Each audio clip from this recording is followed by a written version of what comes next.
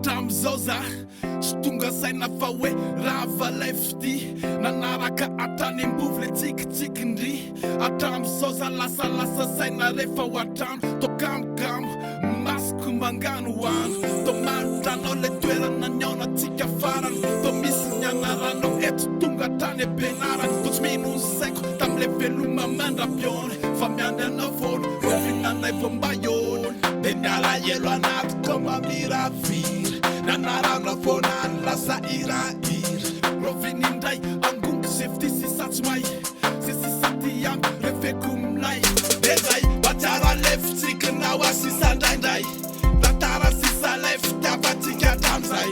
to lasa vonany tsaiko ze tiako atao hatramin'iny katramany katram'izao le foky tsy manaiky mihitsy to tsy mety foky de ikozy aminao amin'ny sms sy facebook hoe rofinandray vo iona sa mila miany fona na de zato taona kanefitsika androany tsaiko fa hoe ifandao karesy de enoty iritira sitragao nataoko anao fa eno tsara diampirimo fa za tsy mino hoe zao sy anao ifanadino hatram'izao aho tsy mety mino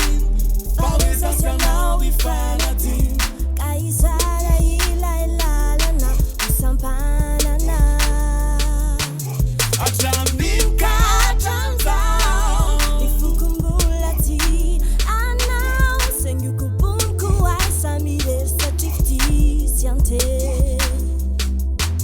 hatram'izao aho tsy mety mino fa hoe zao sy anao ifanadino ka izara ilay lalana isampanana hatram'ino ka hatram'izao ifokom-bola ty anao sainoko boniko ay samirery satria fitisy ante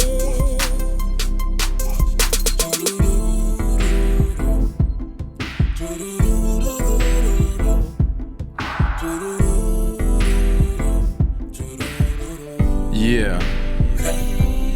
Atodotro anjabako voalohany indrindra ho anao rery